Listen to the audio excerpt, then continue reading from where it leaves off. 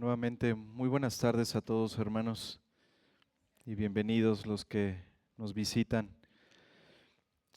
Hermanos, vamos a continuar con el estudio del Evangelio de Juan en el capítulo 4. Preparen sus Biblias, hermanos, por favor. Vamos a, vamos a orar, hermanos. Pidamos la gracia del Señor, que Él sea glorificado en este tiempo y que su palabra sea de gran bendición para nuestras vidas. Oremos, hermanos. Padre, te damos gracias nuevamente, Señor. Gracias por este tiempo en el que podemos ir a tu palabra. Háblanos, Señor, en este pasaje. Muéstranos, Señor, la gloria, la hermosura de tu Hijo. Exhórtanos, Señor, en esa gran comisión que has dado a tu iglesia de llevar el Evangelio, Señor. Que seamos animados al ver que los campos están listos para la siega. Padre, habla nuestras vidas, transfórmanos, Señor. Y Padre, te pedimos que tu palabra, Señor, en esta tarde traiga mucho fruto de salvación también. Señor, hay muchos aquí que están sin Cristo. Que hoy, Señor, tu palabra sea de bendición para estas almas que están perdidas, para aquellos que están muertos en sus delitos y pecados. Señor, obra salvación. Trae santificación a tu pueblo, Señor, y obra el nuevo nacimiento en muchos que están aquí sin Cristo. Te lo pedimos, Señor, para tu gloria y en el nombre y por los méritos de Cristo. Amén. Hermanos, por favor, pongámonos de pie. Vamos a Juan capítulo 4.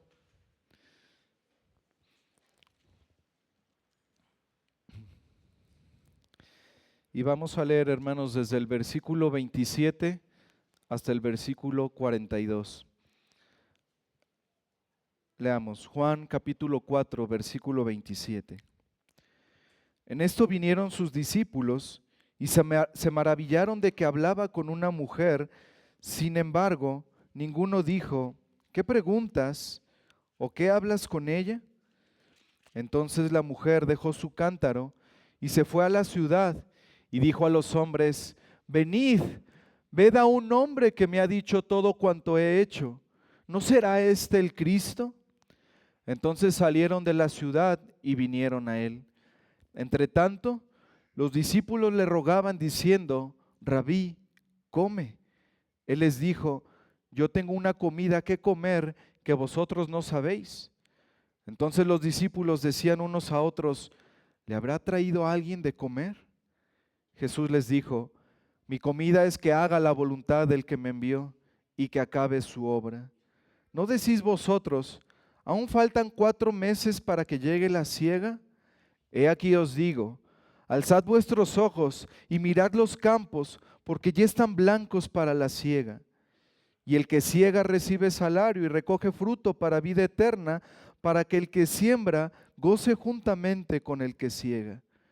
Porque en esto es verdadero el dicho, uno es el que siembra y otro es uno es el que siembra y otro es el que siega.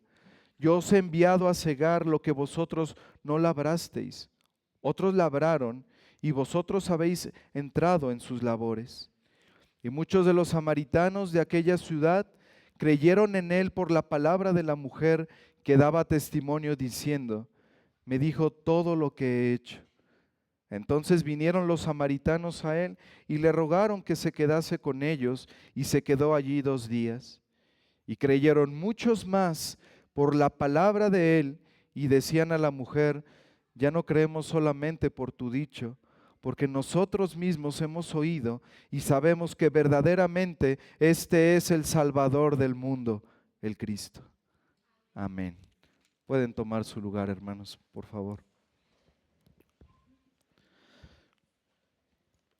Qué pasaje tan hermoso tenemos al frente, hermanos. Estos versículos que acabamos de leer completan la historia de Jesús y la mujer samaritana. Y tenemos aquí tres escenas separadas por tres párrafos en la mayoría de las Biblias en español. La primera escena la encontramos en los versículos del 27 al 30. Ahí podemos ver que nuestras Biblias están separadas en ese primer párrafo. Y en esta primera escena, hermanos, la persona principal en vista es la mujer. La segunda escena, el segundo párrafo que encontramos ahí en nuestras Biblias, se encuentra del versículo 31 al versículo 38. Y esta escena, hermanos, se dirige a los discípulos. Y la tercera escena se encuentra del versículo 39 al 42, ese es el último párrafo. Y esta escena, hermanos, está enfocada en esas personas del pueblo samaritano. Pero estas tres escenas están conectadas, hermanos, por la persona y por la obra de Cristo. Pero además, por un tema central. Y el tema es este: el tiempo de la cosecha espiritual ha llegado.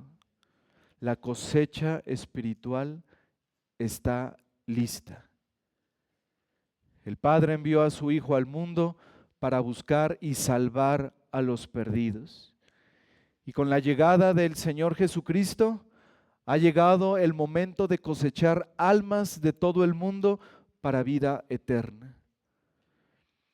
Permítanme, hermanos, resumir con un poquito más de detalle lo que vamos a ver a lo largo del sermón y cómo es que este tema de la cosecha espiritual permea en estas tres escenas.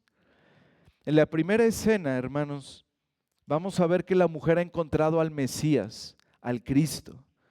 Ella deja su cántaro y se va a la ciudad a llevar a personas a Cristo.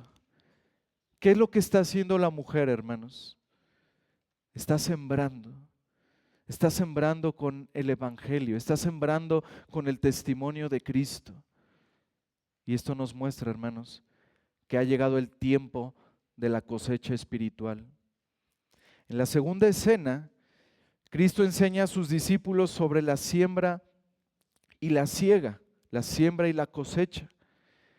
Y lo explica de diversas maneras para enfatizar un punto central: ha llegado el tiempo de la cosecha espiritual. Y la tercera escena, el Señor Jesús siembra con el pueblo samaritano y hay una cosecha espiritual, hay una cosecha abundante. Y por lo tanto vemos que ha llegado el tiempo de la cosecha espiritual. Entonces vamos a dividir nuestro sermón, hermanos, en estas tres escenas. Vamos a ver cada escena con más detalle. Escena 1, la he titulado La mujer cree y testifica. La mujer cree y testifica. Juan capítulo 4, versículos del 27 al 30. Leamos. En esto vinieron sus discípulos y se maravillaron de que hablaba con una mujer. Sin embargo, ninguno dijo: ¿qué preguntas o qué hablas con ella? Entonces la mujer dejó su cántaro y fue a la ciudad y dijo a los hombres: venid, ved a un hombre que me ha dicho todo cuanto he hecho. ¿No será este el Cristo? Entonces salieron de la ciudad y vinieron a él. En esta escena, hermanos, tenemos varios acontecimientos. Jesús acaba de decirle a la mujer samaritana que Él es el Mesías, que Él es el Cristo. Y justo en ese momento, como inicia nuestro versículo 27, dice: en esto, justo en ese momento que el Señor le hace esta declaración a la mujer, llegan sus discípulos y todos, incluyendo a Juan, el evangelista, todos ellos se convierten en testigos presenciales, en testigos oculares de los acontecimientos. Inmediatamente, nos dice la Escritura, que los discípulos se sorprenden de ver que su maestro estaba hablando con una mujer. Y esto es, hermanos, porque en aquella época, en aquella cultura, esto era muy mal visto. Y era todavía peor cuando se trataba de un rabí, de un maestro. Hay citas judías de aquella época que nos muestran lo inaceptable que era que los maestros judíos conversaran con una mujer, sobre todo cuando eran cuestiones o temas espirituales. Miren, un dicho rabínico decía esto, cito: un hombre no estará a solas con una mujer en una posada, ni siquiera con su hermana o su hija, debido a lo que la gente pudiera pensar. Un hombre no hablará a una mujer en la calle, ni siquiera con su propia esposa, y sobre todo con otra mujer, por lo que la gente pudiera pensar. José el Galileo, un sabio judío del primer siglo, él en alguna ocasión le preguntó a una mujer esto: ¿por dónde se va Alida? Ella le regañó diciendo: Galileo insensato, ¿no dicen los sabios que no hables mucho con las mujeres? Me tendrías que haber preguntado: ¿por dónde Alida? Y no: ¿por dónde se va Alida? A ese grado, hermanos, se llegaba el pensamiento en aquel entonces, en esa época y en esa cultura. Y a pesar de todas estas cosas que estaban en la mente de los discípulos, cuando llegan y ven al Señor hablando con la samaritana, de acuerdo con el versículo 27, ellos no cuestionaron la acción de la mujer diciéndole: ¿qué preguntas? ¿O qué quieres de nuestro maestro? Ni tampoco la de su Señor diciendo: ¿qué hablas con ella? Los discípulos, hermanos, habían aprendido que cuando el Señor Jesucristo no respetaba las convicciones de los rabinos, era porque Él tenía muy buenas razones para no hacerlo. Y ellos confiaron en el Señor y por eso no preguntaron nada, no cuestionaron nada. Y dice en el versículo 28, entonces la mujer dejó su cántaro y fue a la ciudad. Hermanos, vemos aquí que cuando el Señor Jesús le dice a la mujer: yo soy el que contigo habla, vemos aquí, hermanos, que ella creyó. El Señor le dijo: yo soy el Mesías. Y la mujer, hermanos, comienza a beber el agua viva, el agua de vida. Así que esa búsqueda de agua del pozo ya no era importante para ella. Ella dejó su cántaro. Ella creyó, hermanos, lo que Cristo le dijo, de que Él era el Cristo, de que Él era el Mesías, porque ella sabía, de acuerdo con el versículo 25, que cuando el Cristo viniera, les iba a declarar todas las cosas respecto a la adoración. Y Cristo ya lo había hecho. Cristo le dio una enseñanza de la verdadera adoración a Dios, que fue lo que estudiamos la semana pasada. Pero además, hermanos, Cristo le había mostrado a la mujer su gran pecado, su inmoralidad, cosas que un desconocido no podía saber. Así que ella se dio cuenta: este es un profeta, este no es un hombre cualquiera. Pero todo tiene, hermanos, su cumplimiento en los pensamientos de esta mujer. Ya había visto que el Señor le había declarado todas las cosas respecto a la adoración, ya le había mostrado su pecado, algo que era íntimo para ella, cosas que solo ella y sus cercanos podían saber. Pero hermanos, la cúspide está cuando el Señor le dice: yo soy el que habla contigo.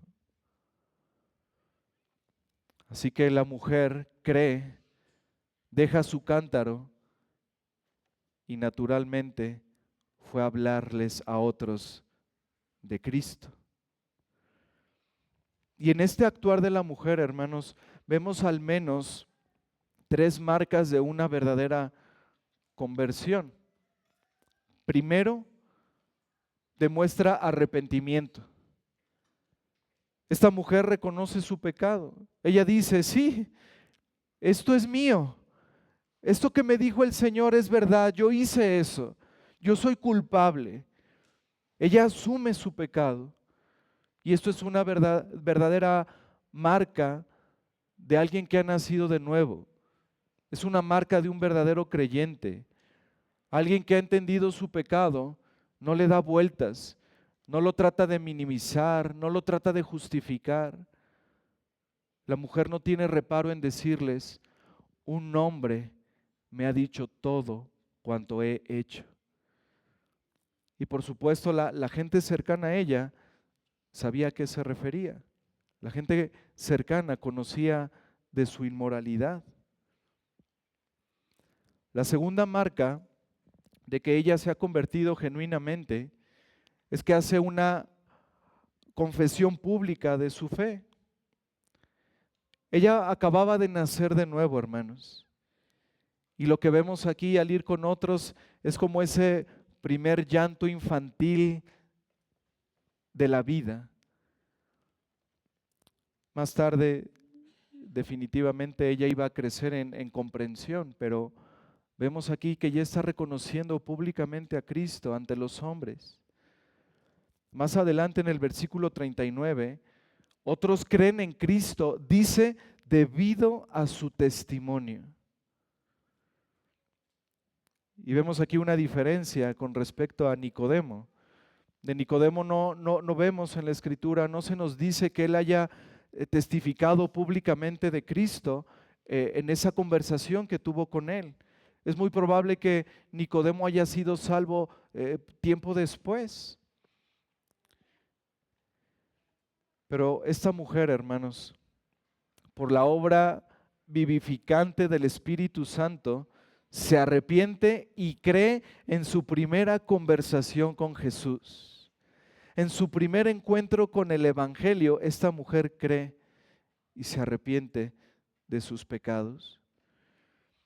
Y esto nos muestra, hermanos, que no es necesario escuchar el Evangelio durante 20 años para que alguien crea. Hermanos, esto es esperanzador. Basta una sola vez para que alguien crea y se arrepienta. El conocido pastor bautista reformado inglés Aaron Holtz, él no creció en un hogar cristiano, no tuvo ningún contexto cristiano, pero un amigo una vez lo invitó a su iglesia, escuchó el evangelio y creyó. No porque fuera más inteligente o mejor que otros, sino porque Dios así lo quiso. Y yo sé que este puede ser el testimonio de muchos también, que en la primera ocasión que escucharon el evangelio, creyeron y se arrepintieron. Y la tercera señal de que esta mujer nació de nuevo es porque ella muestra una preocupación por otros pecadores. Esta es una marca de un cristiano. Ella testifica al pueblo, de acuerdo a lo que vemos en el versículo 39, y en el versículo 29, ella los llama y les dice, venid, ved a un hombre que me ha dicho todo cuanto he hecho. ¿No será este el Cristo? Y yo espero, hermanos, que estas palabras, venid, ved, les suenen familiares. Porque esto nos recuerda el llamado de los discípulos en Juan capítulo 1. ¿Recuerdan? Andrés le dijo a Pedro, hemos hallado al Mesías, que traducido es el Cristo, y le trajo a Jesús. Y luego Felipe le dijo a Natanael, hemos hallado a aquel de quien escribió Moisés en la ley, así como los profetas, a Jesús, el hijo de José de Nazaret. Y luego añadió, ven y ved. Lo mismo que dijo la mujer samaritana a esos hombres. ¿Ven, hermanos? La mujer, Andrés, Felipe, todos dando testimonio de Cristo. Todos ellos, hermanos, comenzaron a sembrar. Viene su conversión y comienzan a sembrar, a buscar a otros para llevarlos a Cristo. Quienes han probado el agua dulce y viva de Cristo, quieren que otros la beban, quieren que otros se sacien en Él. Ahora bien, alguien podría estar pensando, pero el testimonio de esa mujer fue muy débil, fue muy escueto. Ni siquiera ha leído a Bavinck sobre la Trinidad. Pero como dice el pastor Don Miller sobre este pasaje, cito, debemos recordar que el nuevo nacimiento no proviene del aprendizaje, viene solo del Espíritu soberano, y esto es lo importante. No es la calidad de su testimonio lo que importa, es el objeto de su testimonio, Jesucristo. No se trata de lo bien que lo digas, sino de lo bueno que es aquel a quien presentas, Jesucristo. Y Él es suficiente. Nuestras palabras no lo son y nunca lo serán, pero Jesucristo sí lo es. Para algunos pudiera parecer un testimonio muy débil el de esta samaritana, pero hermanos, Dios se agradó de su testimonio. Y no solo eso, Dios ocupó su testimonio para traer a la salvación a muchos. Ella dijo, venid, ved, miren a Cristo, vayan a Él. Y a través de su testimonio, de acuerdo al versículo 39, muchos de los samaritanos creyeron en Él y fueron salvos para la gloria de Dios. Escena 2. Jesús explica lo que está sucediendo. Jesús explica lo que está sucediendo. Juan capítulo 4, versículos del 31 al 38. Entre tanto, los discípulos le rogaban diciendo, Rabí, come. Él les dijo, yo tengo una comida que comer que vosotros no sabéis. Entonces los discípulos decían unos a otros, ¿le habrá traído a alguien de comer? Jesús les dijo, mi comida es que haga la voluntad del que me envió y que acabe su obra.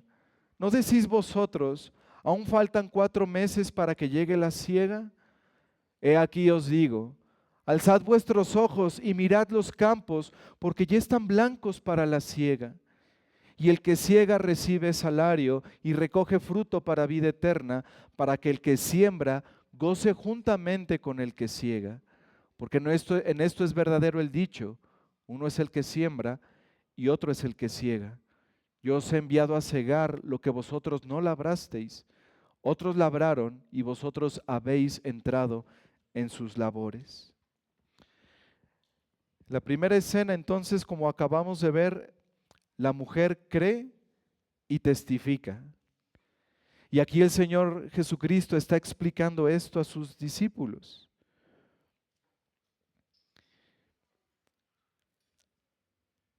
Y dice en el versículo 31, entre tanto, es decir, en lo que está sucediendo, lo que acabamos de ver en la escena 1, de que la mujer va y comienza a testificar y vienen en camino de regreso a Cristo, en ese ínter es que el Señor Jesús da esta enseñanza a sus discípulos. Y nuevamente, hermanos, el Señor nos muestra aquí su muy característico estilo de usar las cosas ordinarias para hablar de cosas espirituales. Con Nicodemo lo hizo, hablando de la necesidad de nacer de nuevo. Con la samaritana lo había hecho, hablándole acerca del agua viva. Y ahora cuando los discípulos le dicen, Rabí, come, Él les habla de un tipo de comida diferente y les dice, yo tengo una comida que comer que vosotros no sabéis. Y los discípulos no captaron de inmediato lo que el Señor quería enseñar aquí. Entonces se empezaron a preguntar, ¿una comida que tiene?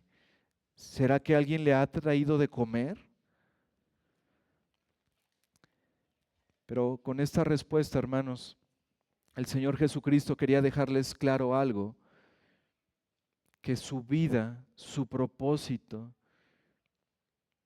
que en lo que Él se nutre era en hacer la voluntad de su Padre, en llevar a cabo su obra.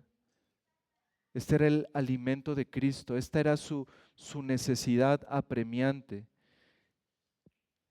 Y dice en el versículo 34, Jesús les dijo, mi comida es que haga la voluntad del que me envió y que acabe su obra. Hermanos, esta última frase, y que acabe su obra, es la palabra tetelestai. Es la palabra que el Señor dijo, que Él clamó en la cruz, que significa consumado es.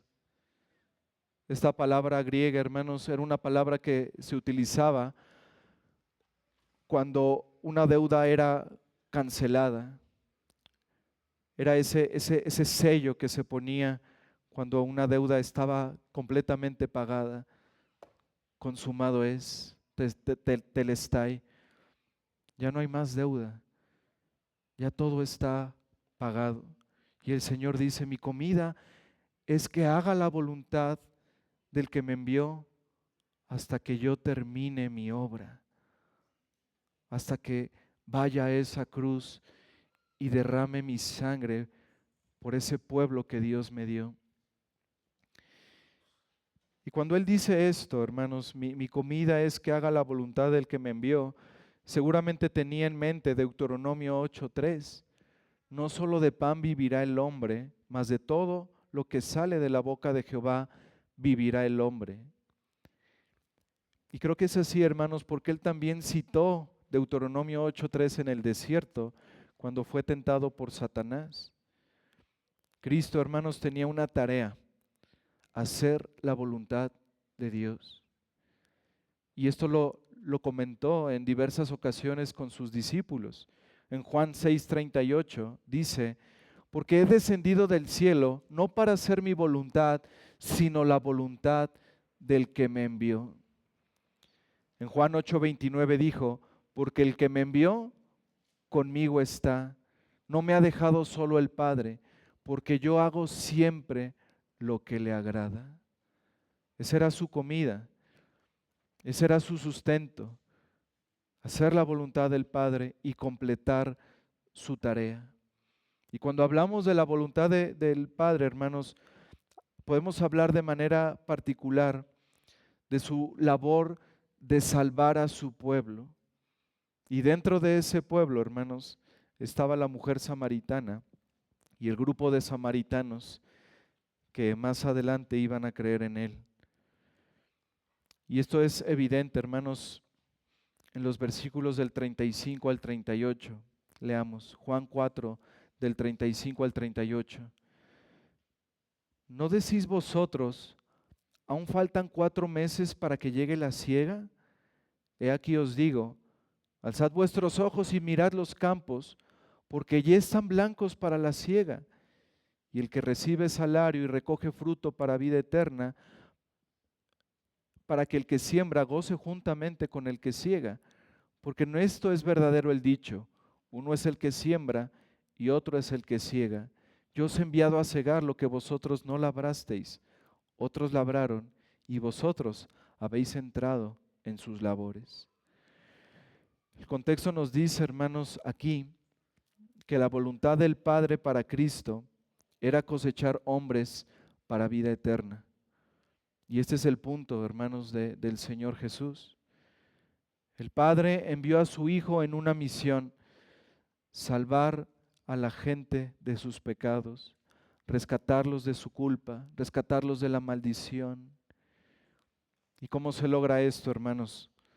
Testificando y enseñando que Jesús es el Señor, que Jesús es el Cristo. Y al explicar esto con más detalle a sus discípulos, el Señor Jesús destaca aquí 3 puntos. El primero lo encontramos en el versículo 35. Aquí el Señor les dice que el tiempo de la cosecha ha llegado. Y les cita aquí un proverbio que ellos utilizaban en aquel entonces. Y les dice, ¿no dicen ustedes, aún faltan 4 meses para que llegue la cosecha? Este proverbio, hermanos, lo que quería expresar era algo como, no hay prisa. Algo como, todavía falta tiempo.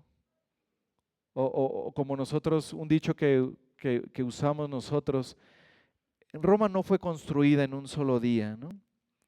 Es decir, con calma las cosas, ¿no? Y eso, hermanos, es lo que acontece en torno al evangelismo, en torno al evangelio. Muchas veces, de una manera soberbia, de una manera torpe, nosotros decimos, no, no es el momento de llegar con esa persona y hablarle del evangelio. Ya habrá alguna oportunidad, ya el Señor pondrá las cosas. Y nos engañamos a nosotros mismos, hermanos. Pensamos en que podemos extender nuestros días, pensando en que habrá alguna oportunidad donde Dios ponga enfrente a la persona y entonces ya no haya manera de salirme por la tangente. Y lamentablemente, hermanos, cuando hacemos esto, estamos dejando de ver la necesidad espiritual de los que se están perdiendo. El Señor les dice a sus discípulos y nos dice a nosotros, alcen sus ojos, miren los campos, ya están listos para la cosecha. Los campos están maduros para recibir el evangelio. Las almas están listas para recibir el evangelio de salvación.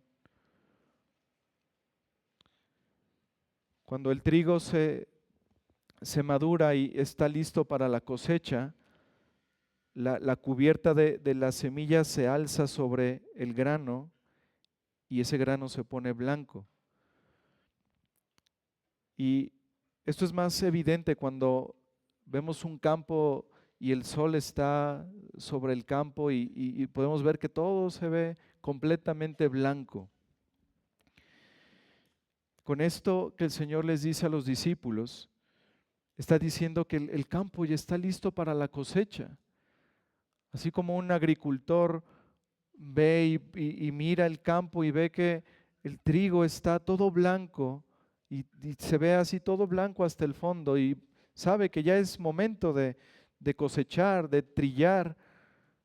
Así también nosotros, hermanos, debemos ver a las personas, debemos ver a las almas, a los pecadores. No hay que esperar más. El tiempo de la cosecha ha llegado. Las personas están listas para escuchar el evangelio. Así que el Señor Jesús llama a los discípulos a ver la gran oportunidad que hay en el mundo para cosechar almas para la vida eterna. Ahora, el segundo punto de lo que el Señor les está enseñando a los discípulos está en el versículo 36. Y aquí el Señor les dice, algunos ya están cosechando. Versículo 36, y el que siega recibe salario y recoge fruto para vida eterna, para que el que siembra goce juntamente con el que siega. Ya dice el Señor, hay trabajadores que ya están recibiendo salario, que han recogido fruto.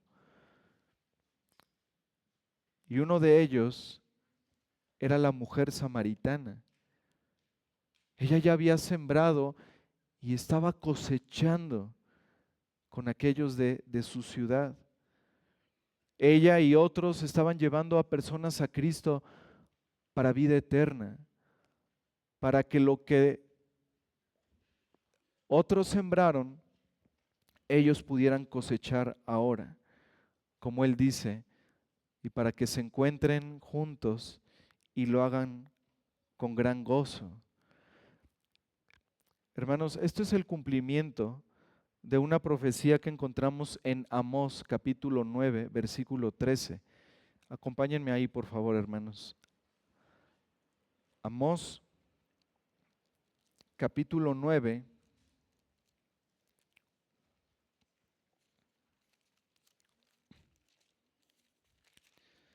versículo 13.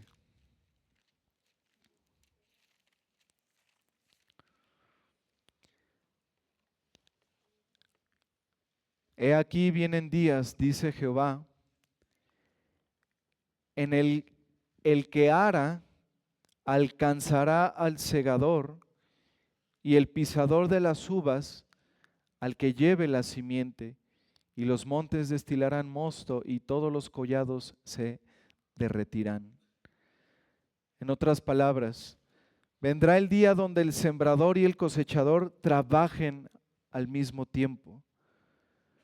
Y el Señor le está diciendo a sus discípulos, esa profecía, esos días de los que habló Amós han llegado.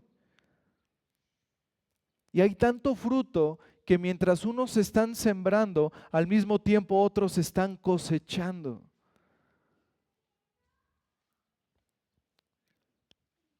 Hermanos,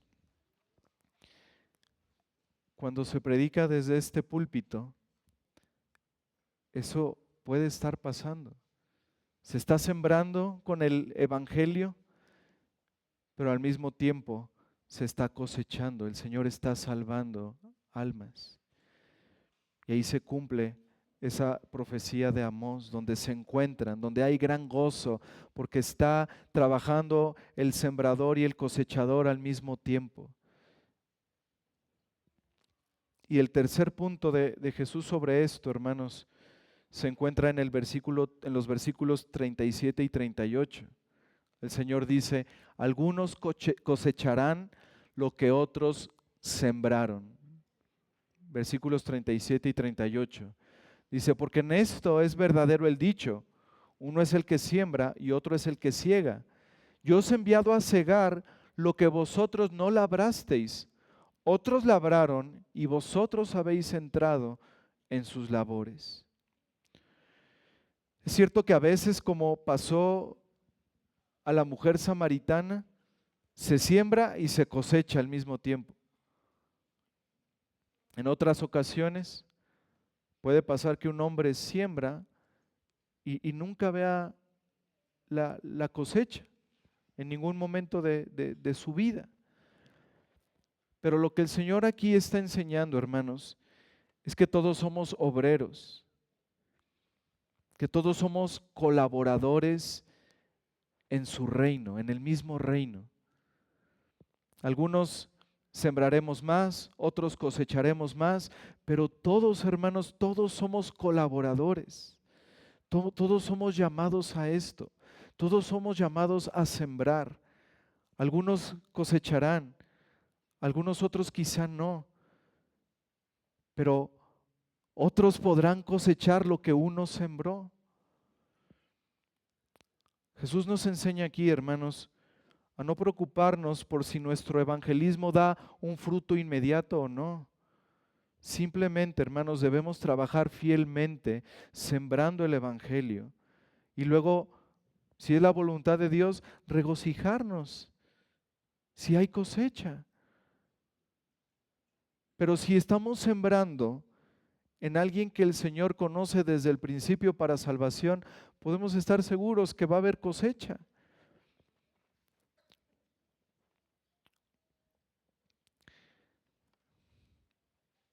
Y aquí también el punto es este, hermanos, a descansar en nuestra labor de sembrar. El Señor soberanamente obrará en esas almas. Mira este ejemplo. Tú puedes decirle a tu hijo durante 18 años, hijo, ven, cree en el Señor Jesús, arrepiéntete de tus pecados, y ves que no hay respuesta. Y tu hijo sigue creciendo, va a la universidad, se casa, comienza en sus labores en el trabajo y ves que pasan los años y no ves fruto, no ves esa cosecha. Y un día, ese joven, ahora ya adulto, va en el camión y una persona le entrega un folleto, le comparte 2 minutos y se salva. La pregunta es, ¿tú como padre o madre te vas a enojar porque fuiste tú el que no recogió el fruto? No creo, ¿verdad? Más bien te vas a gozar juntamente con el que cosechó y darás la gloria al Señor. Y eso es lo que el Señor nos está mostrando aquí, hermanos. Trabajemos, sembremos. Quizá otros van a cosechar. No nos cansemos de sembrar.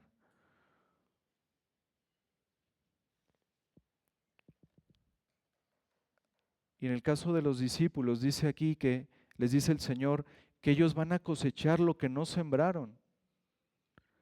Y podríamos preguntarnos, pero entonces, ¿quién sembró por ellos? Si están cosechando, ¿quién sembró? Y aquí, hermanos, la mayoría de los comentaristas eh, coinciden en que pues Moisés y los profetas son los que sembraron. ¿Por qué, hermanos? Porque ellos lo hicieron a través no solo de sus palabras, sino también de los escritos inspirados. Por ejemplo, la mujer samaritana sabía, de acuerdo a una profecía en Deuteronomio, que iba a llegar el Cristo, el que les iba a revelar todas las cosas respecto a la adoración. Entonces ya estaba ahí la semilla, hermanos, en ella, a través de Moisés y los profetas. Pero también, hermanos, se puede incluir aquí a Juan el Bautista, porque él estaba predicando y se dice que él predicó muy cerca de Samaria.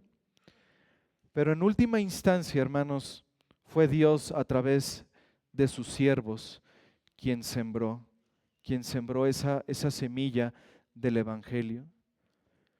Cristo está dándonos aquí un principio, hermanos, que apliquen el evangelismo en general. Nosotros, hermanos, no estamos haciendo el trabajo difícil. Pensemos en Pedro, Hechos capítulo 2. Él predica un sermón y miles de almas se convierten. Él cosechó algo, hermanos, que Dios ya había labrado por muchos años. El hombre, hermanos, nosotros no somos los que labramos, los que trabajamos la tierra. No somos los que hacemos el trabajo duro. El hombre siembra y puede cosechar, pero el trabajo de labrar la tierra, ese es siempre de Dios, hermanos. Nosotros, al igual que los discípulos, ya sembramos y cosechamos en un campo ya trabajado, en un campo que ya está listo. Y lo que nosotros le decimos a la gente es, ven, conoce a Cristo, ven a Él en arrepentimiento y fe. Ahora, hermanos, con esto no estoy diciendo que la labor del evangelismo es fácil, porque se requiere de valentía, porque se requiere de estudio, porque se requiere de aguantar burlas, de aguantar la indiferencia de las personas, a veces los insultos o incluso hasta un golpe. No es fácil. Pero la labor, hermanos, de hablar de Cristo no es gravosa para el creyente. Es un deleite, es un privilegio. Dios ya ha hecho el trabajo. Cristo ya murió en la cruz. Cristo ya vivió una vida de perfecta obediencia a la ley. Cristo ya recibió en esa cruz lo que nosotros merecíamos. Él recibió el castigo de la ira de Dios en nuestro lugar. Y es el Espíritu Santo quien hace nacer de nuevo a las personas. Nosotros solo debemos presentar a Cristo, hermanos. Presentarlo con fidelidad, con sinceridad, buscando glorificar al Señor al cumplir la gran comisión. Debemos hacerlo, hermanos, sencillamente, por amor a las almas. Y aquí quiero animar a aquellos que quizá piensen, pero es que yo soy nuevo en esto. Es que el Señor me acaba de salvar. ¿Cómo voy a hablarle yo a otra persona? ¿Cómo fue el testimonio de la samaritana, hermanos? Dio una gran explicación del Evangelio y de las doctrinas que competen al Evangelio. No fue así, ¿verdad? Ahora alguien puede decir, pero es que como yo, si yo era un borracho, ¿cómo le voy a hablar a mis compañeros del Evangelio? ¿Qué van a decir? Bueno, hermanos, ¿cómo era la samaritana? ¿No acaso ella públicamente dijo a los hombres de su ciudad, ese hombre me ha dicho todo lo que he hecho? Hermanos, vayamos con sinceridad, con amor a las almas. Vayamos en cumplimiento a esa gran comisión del Señor y hablemos de Cristo. No necesitamos ser eruditos, no necesitamos haber ido a un seminario para poder hablarles a otros de Cristo. ¿Cómo te salvó el Señor? Háblale a esa persona. El Señor me salvó así, de esa manera. Yo era tal, yo era peor que tú. Y preséntale el Evangelio, la obra de Cristo en la cruz, el llamado del Evangelio a creer en Él y arrepentirse de sus pecados. No es tan difícil, hermanos. El trabajo difícil ya fue hecho por el Señor. El campo ya está labrado, ya está trabajado. El tiempo de la cosecha está listo. Vayamos a sembrar y a cosechar, hermanos. Eso es nuestra labor. Y por último, hermanos, la escena 3 la he titulado Los samaritanos son cosechados. Los samaritanos son cosechados. Juan 4, versículos del 39 al 42.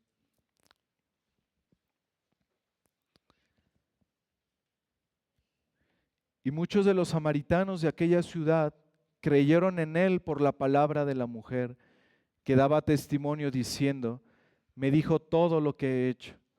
Entonces vinieron los samaritanos a él y le rogaron que se quedase con ellos, y se quedó allí 2 días. Aquí un paréntesis, hermanos. Los campos samaritanos ya estaban blancos para la cosecha. La mujer sembró en esos campos y segó, cosechó. Mientras iba caminando con esos samaritanos de su ciudad para llegar con el Señor Jesús, ellos creyeron en el testimonio de la mujer. Pero esos creyentes y otras personas que iban ahí que aún no creían, pero que aceptaron el llamado de ir con Jesús, de verlo, ellos vinieron a él, hermanos, y dice que le rogaron que se quedase con ellos, y el Señor Jesús se quedó ahí 2 días. ¿Y qué creen que es lo que hizo el Señor ahí con ellos? Sembró. ¿Cómo sabemos esto? Versículo 42. Y creyeron muchos más por la palabra de él. Unos ya habían creído por el testimonio de la mujer, pero otros creyeron más. O sea, un grupo más creyó por la palabra de él. El Señor Jesús sembró y cosechó. Y vemos aquí, hermanos, un recordatorio de que el medio de gracia que Dios usa para salvar a los pecadores es la palabra de verdad, el Evangelio. En el versículo 39, muchos samaritanos creyeron, ¿por qué? Testimonio de la mujer. Versículo 41, muchos creyeron, ¿por qué? Por la palabra de Cristo. Versículo 42, y decían a la mujer, ya no creemos solamente por tu dicho, porque nosotros mismos hemos oído y sabemos que verdaderamente este es el Salvador del mundo, el Cristo. Aquí está, hermanos, la doctrina de la primacía de la palabra en la conversión de los pecadores. Y esto debe ser instructivo para todos nosotros. Hermanos, sin el Evangelio no hay salvación.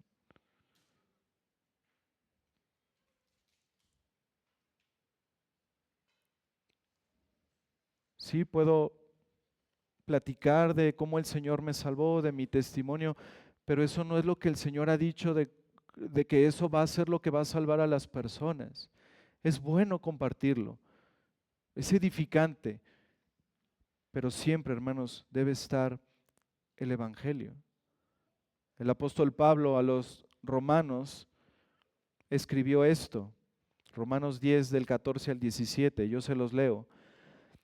¿Cómo pues invocarán a aquel en el cual no han creído? ¿Y cómo creerán en aquel de quien no han oído? ¿O cómo oirán sin haber quien les predique? ¿Y cómo predicarán si no fueren enviados? Como está escrito, cuán hermosos son los pies de los que anuncian la paz, de los que anuncian buenas nuevas. Mas no todos obedecieron al Evangelio, pues Isaías dice, Señor, ¿quién ha creído a nuestro anuncio? Así que la fe es por el oír y el oír por la palabra de Dios. Esos samaritanos, la mujer samaritana oyó y creyó. Y no solo eso, ahora testificaron.